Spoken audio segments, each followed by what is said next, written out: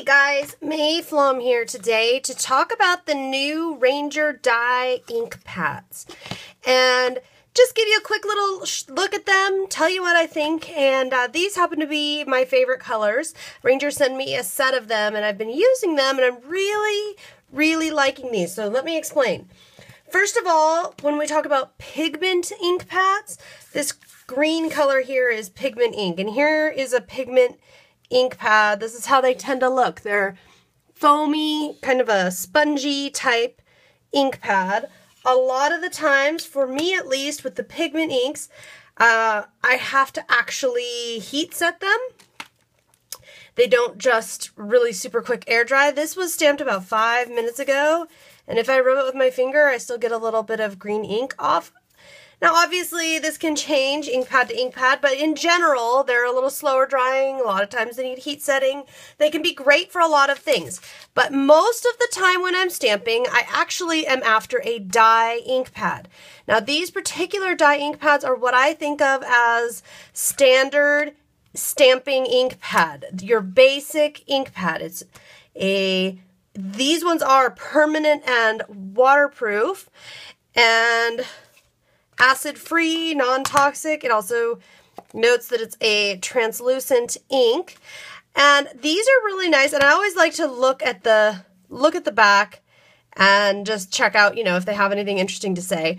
But what I like about dye ink pads is it's more of a felt-like consistency, the ink pad itself. When you go to stamp, if I have my kids stamp with this, you know, they can push as hard as they want to push, and they're not going to make a big squishy, goopy mess of my stamp or of the ink pad, because it's a harder, firmer ink pad, a nice felt pad. And what I really like about that is if you're just doing some basic stamping, it's so easy and it's so foolproof. If I stamp lightly, if I stamp really, you know, if I press really hard, if I don't, no matter what, I'm gonna get some really beautiful color. This wild orchid color is my absolute favorite. And let's see, the green one, what was it, like 30 seconds ago that I stamped it? If I'm rubbing it with my hand, already all of them, they're set. They set quickly. If I spray them with water, I want to know, I haven't done this yet, so I want to know, this isn't a totally fair test. I say that just because I didn't like give them a lot of time to dry or anything. But even sprayed with water, it's set. It's not, it really is not reacting. It's not going to be a problem. So if you want to do something where, let's say you wanted to stamp something and then come in and color with another color, can you do that with these ink pads? Yes, you can. Let's say you just want basic stamping, and you know, if you just want to, I just did a layout with these where I was using stamps to make a border on my layout. Will it work? Yes.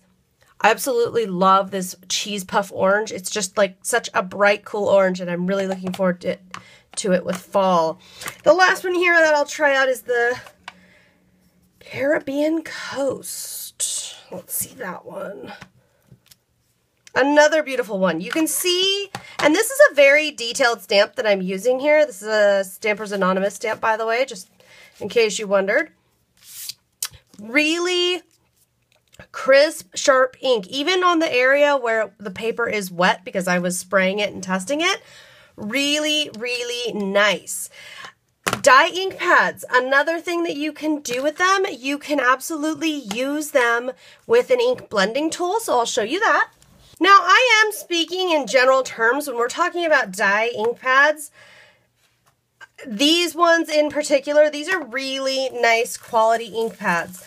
Okay, so I can use a blending tool, and if I wanted to do something where I was coloring in. Now, a difference would be here versus, say, a distress ink pad. The distress ink pads obviously are a special breed all on their own because they react with each other, they react with water, they react with any kind of moisture, and they never set.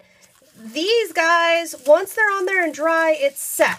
So you're not going to have the kind of blendability you would have with a distress ink, but then again, that's true for every single ink that I know of versus Distress.